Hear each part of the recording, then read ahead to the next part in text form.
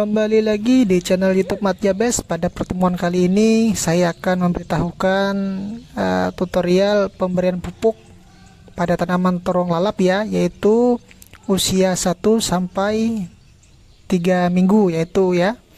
Nah, di sini pemupukan pertama, pemupukan kedua dan pemupukan ketiga itu saya lakukan rotasinya 1 minggu ya. 1 minggu atau 10 hari ya, 10 hari biasanya saya menggunakan. Nah, saya di sini menggunakan sistem dengan cara dikocor ya atau disiram. Jadi pupuknya kita larutkan di dalam air, dan nanti setelah airnya menyatu dengan air atau sudah larut, maka kita siramkan pada tanaman. Nah, di sini saya menggunakan NPK Mutiara 1616 ya. Nah, di sini kita menggunakan dosis yang sudah dianjurkan oleh label kemasan ya, dimana yaitu 4 sampai 10 kilo per 200 liter air ya. Namun di sini saya menggunakan dosis 4 kilo per 200 air ya, per 200 liter air. Nah, jadi kalau kita bagikan menjadi gram ya, 4 kilo berarti 4000 gram ya, 4000 gram. Lalu 4000 dibagi 200 liter air berarti jumlahnya adalah 20 gram. Nah, berarti 20 gram ini adalah takaran untuk 1 liter air ya. Nah, tinggal kita kalikan saja. Saya menggunakan ember 10 liter ya. Nah, berarti berapa? 20 kali 10. Nah, berarti sekitar 200 gram ya, per ember 10 liter ya. Nah, jadi di sini saya gunakan ya dosisnya tadi sudah. Namun saya di sini biar lebih tidak menakar-nakar lagi, saya gunakan ya setengah gelas aqua ya. Ya, pupuk NPK setengah gelas aqua saya masukkan ke dalam air berukuran 10 liter ya. Terus saya aduk dan saya campurkan secara rata. Baru itu saya siramkan ya. Nah, mengapa saya di sini menggunakan sistem kocor? Yang pertama, walaupun agak ribet ya, membutuhkan banyak waktu dan tenaga, tetapi penyerapan pada tanaman itu lebih cepat ya. Nah, di sini untuk dosis penyiraman tiap tanaman ya, saya menggunakan botol pop es ya. Ini botol pop es. Nah, botol pop es ini, satu botol pop es ini saya bagi menjadi 2 tanaman ya. Jadi 1 gelas pop es saya bagi menjadi 2 tanaman ya. Paham ya, saudara? Nah, jadi simple ya. 10 liter air itu untuk setengah gelas aqua ya. Dan kita berikan nanti 1 gelas pop es untuk 2 tanaman ya. Nah, jadi ini berlaku untuk pemupukan masa vegetatif ya. Jadi ya di sini saya biasanya melakukan sistem kocor itu pagi maupun sore hari ya. Nah, cuman bagi teman-teman yang ingin mengurangi penguapan pada pupuk yang teman-teman berikan, itu bisa dilakukan pada sore hari ya, sore hari. Nah, jadi kenapa perlunya kita memberikan pupuk dengan takaran dosis yang tepat dan sesuai anjuran daripada label kemasan, agar menghindari kekurangannya dosis ataupun kelebihan dosis daripada pupuk tersebut. Apabila pupuk tersebut kekurangan dosisnya, maka tanaman kita akan kekurangan unsur hara ya. Nah, sebaliknya apabila pupuk kita berlebihan, maka nantinya tanaman kita akan mengalami overdosis ya pada tanaman. Bisa dimenandakan dengan layu, daun menjadi kuning, keriting dan gosong. Nah, hal-hal ini bahkan nanti sudah merugikan kita secara tanaman dan juga merugikan biaya perawatan ya, yang pastinya kita tambah menjadi boros seperti itu. Jadi gunakanlah anjuran dosis yang sesuai dengan label kemasan yang sudah tertera ya. Nah, bagi teman-teman ya, kenapa saya juga menggunakan sistem kocor atau disiram? Yang pertama, apabila seandainya kita dalam sistem pemupukan itu mengalami pupuk yang berlebihan atau tanaman kita mengalami overdosis pada pupuk kita berikan, yang mana menandakan overdosis tersebut seperti yang saya sebutkan tadi, layu, menguning dan gosong, maka kita masih bisa mengantisipasi ya dengan cara kita guyur lagi dengan air sebanyak-banyaknya untuk mengurangi dosis yang ada pada tanah tersebut. Jadi kandungan pupuknya berlebihan tadi supaya bisa larut dengan air ya. Nah, jadi itulah keuntungannya kenapa saya menggunakan sistem dikocor atau disiram ya. Nah, berbeda dengan sistem cara tugal ya, dimana pupuk itu nanti partikelnya susah akan larut di dalam air apabila kita memberikan pada tanaman dan overdosis dan kita guyur dengan air, maka itu pupuk tersebut sangat susah ya larut di dalam air. Makanya perlunya kita bijak dan selektif serta teliti dalam pemberian pupuk.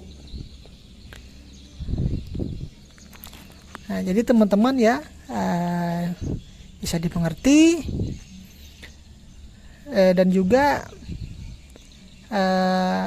teman-teman tidak harus menggunakan pupuk yang bermerek dagang NPK Mutiara ya. Bisa juga menggunakan pupuk NPK Paktani 1616 ya. Bisa menggunakan pupuk Ponska ya. Nah, intinya yang kandungan unsur haranya seimbang ya. Contohnya 16 ya. Nitrogennya 16, fosfornya 16 dan kaliumnya 16. Seperti Ponska misalnya 15 yaitu kandungan nitrogennya 15, fosfornya 15 dan kaliumnya 15 ya.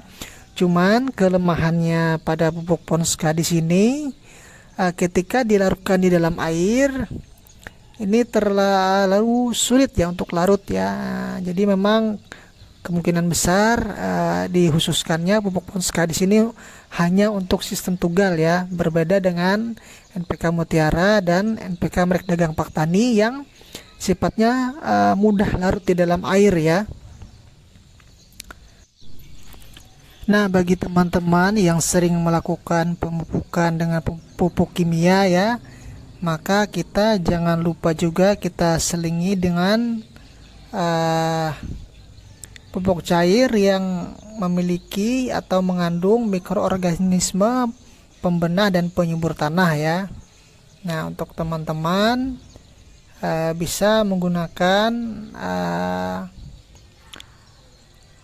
pembenah tanah yang tersedia di toko pertanian terdekat, atau bisa juga teman-teman membuatnya secara organik ya, yang mana cara pembuatan mikroorganisme lokal ya itu bisa kita lihat di YouTube itu banyak caranya ya. Nanti seandainya kita ada kesempatan untuk membuat mikroorganisme lokal, maka kita akan buatkan videonya ya.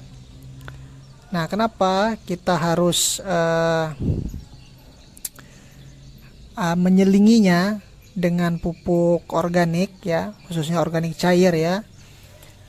Karena di dalam pupuk organik cair di situ mengandung mikroba maupun mikroorganisme ya, yang sifatnya di situ dia ketika di situ ada residu yang berlebihan yang disebabkan oleh pupuk kimia, maka mikroorganisme tersebutlah yang akan menguraikan residu-residu tersebut. Nah, teman-teman, fungsinya juga sebagai pembenah tanah dan penyubur tanah, karena pupuk kimia itu apabila kita gunakan tanpa adanya pembenahan daripada pupuk organik, itu nanti kegemburan tanah kita akan berkurang, bahkan tanah kita akan menjadi kering dan miskin akan surhara ya. Karena di situ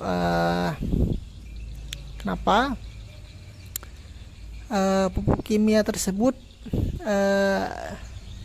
sifatnya mudah diserap oleh tanaman, tetapi meninggalkan resiko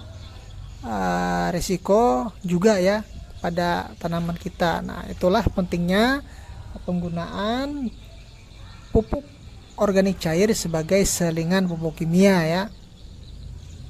Bisa juga teman-teman menggunakan EM4 ya, yang botolnya warna kuning yang tersedia di toko pertanian ataupun merek dagang lainnya dengan kandungan mikroorganisme ya, khususnya mikroorganisme pembenah tanah ya. Bisa juga teman-teman menggunakan asam humat ya, atau humat asid ya, humat asid, yang mana bentuknya asam humat di situ ada yang bentuknya serbuk dan juga ada bentuknya yang cair. Nah, itu tergantung, dikembalikan lagi kepada teman-teman apakah yang sedang menggunakan yang cair ataupun sedang menggunakan yang berbentuk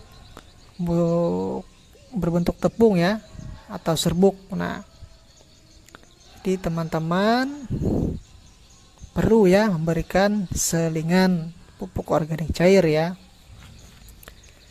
Banyak pilihan kita ya, bisa juga kita selingi dengan fermentasi air leri, bisa juga kita berikan pupuk fermentasi dari limbah ikan ya. Nah, limbah ikan di situ mengandung asam amino ya, yang bagus untuk tanaman. Nah, dan juga bisa juga teman-teman membuatnya dari kompos yang difermentasi ya dengan mikroorganisme. Nah, itulah tadi penjelasan tentang pemupukan ya, khususnya pemupukan pada masa vegetatif, yaitu pemupukan 1, pemupukan 2, dan pemupukan 3. Saya menggunakan dosisnya sama ya, itu kita lakukan pemupukan 10 hari sekali ya. Nah, bagi teman-teman, saksikan channel YouTube Mat Jabes, dan semoga teman-teman selalu diberikan kelancaran rezeki dan selalu lancar dalam beraktivitas. Jangan lupa saksikan channel YouTube Mat Jabes agar menambah inspirasi, informasi, wawasan kita terkait dunia sekitar pertanian ya dan hortikultura. Akhiran dari saya, assalamualaikum warahmatullahi wabarakatuh.